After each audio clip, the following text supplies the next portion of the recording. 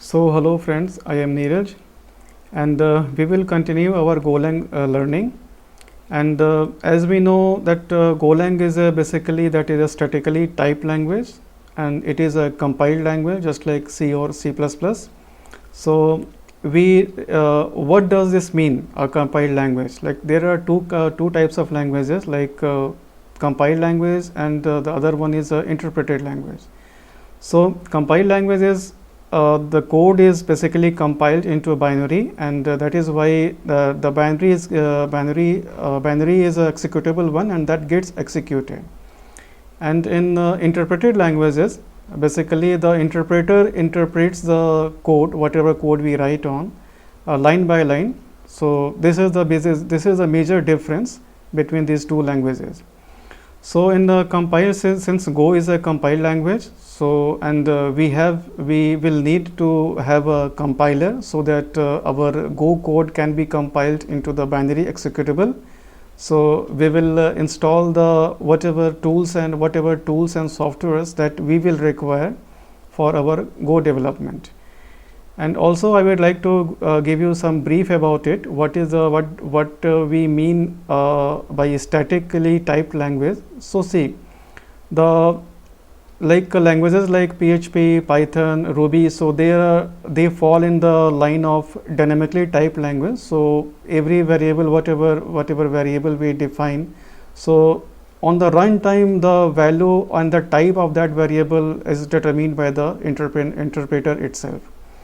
And on the other hand, in any compiled languages, so we have to specify the types of that variable or that stuff. So this is basically on the programming side, this is a very broad difference between these two, and that is why, since the compiling for a compiled language, programming language, so while the code has already been converted into a binary executable, so that is why it is much faster than the interpreted languages. Okay, so cool.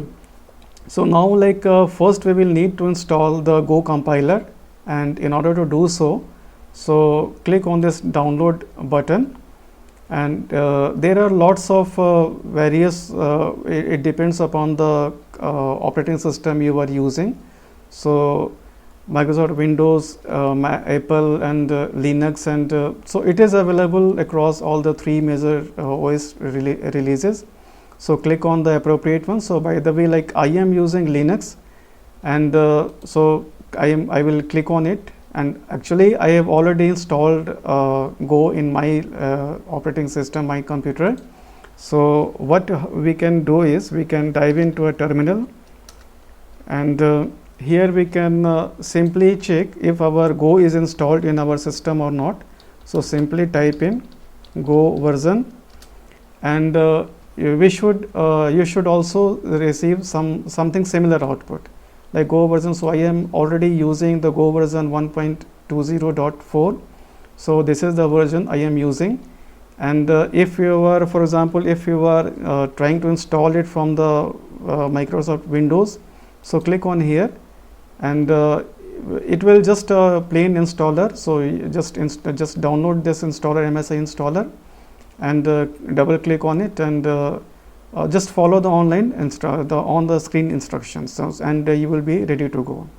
And by the way, the commands are very similar on both, whether you are using on Windows or Linux. So simply type in the Go version, and you will see something similar output. And if we type in only Go and hit enter, so you will see all the options over here, how we can use the Go command. So this is the Go command, which through which we can build the application, we can run our application, and there are lots of things we can do. So if you type in Go and hit enter, and if you are getting the similar output, that means the Go is installed in your machine. Okay, so that is the first thing. So our Go compiler is installed in our system, And second one, so I would like to come here in the VS Code, because I use VS Code as my code editor. So we will need some few extensions to speed up our development.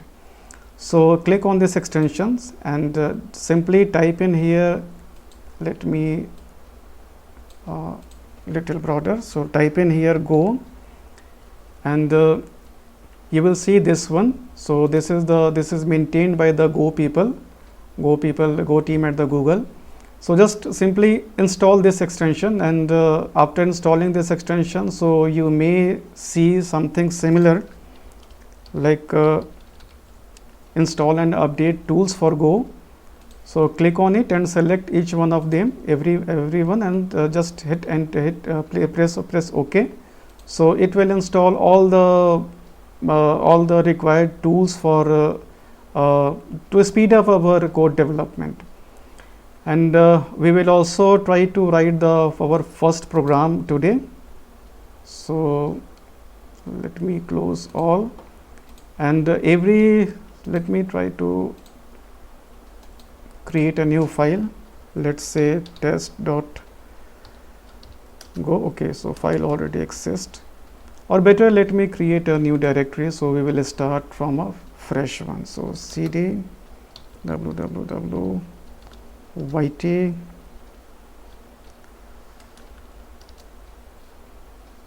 cd yt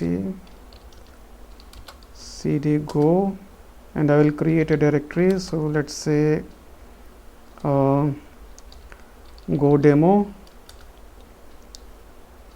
I'll cd into it. Okay, so I'll open this in the VS Code. So now this is open, and the first thing is we will create a file here, and we will name it main.go. So every Go files, they end with the .go extension. So, and here we will say package main. So don't worry, don't bother about what this package is. So we will cover these steps as we move on. So but for now, so concentrate on this one. So import, and we will import the FMT package, and func main, and here we will write it fmt.println, and here we will say hello world. That's it. Save it, and we will open the terminal. And here, in order to execute this program, so we will write it go run, because we intend to run it also while simultaneously compiling and running. So we will say go run and the file name. So go run main.go. Okay, maybe a typo here, main.go. So we are getting the output hello world. Okay, so I will give you a brief skeleton about this whole this program. So here because every Go program, that must be a part of some package. So package main is the main one, and so that's why we with this line number 1 with the package main directory, we are telling that this file, this file is going to be part of the package main. And we have imported this FMT package, that is a separate package inbuilt provided by the Go standard library. So, and this package is basically that is used for the formatting input output operations. So we will use it FMT, and this function, so func main, that is the basically main is the entry point for any application. So when our Go binary would be executed, so this is the main function where the program enters, and afterwards it performs as our whatever directive, whatever the other functions we are calling, so as per our business logic. And inside our main function, so we used this FMT package, and with FMT, so there is a println method attached to this FMT package, and this println method function that is that takes an argument. So and we provided the hello world as a string, and here control exits, and when we run it, so we can see the output hello world. Okay, so I think now like in this session, so we covered like how we can install the Go compiler, and we also install the required extensions, so which we will which is basically will that will speed up our development experience. And so that's it, that's all for this session. So we will I will see you in some next session. So till then, take care and happy coding.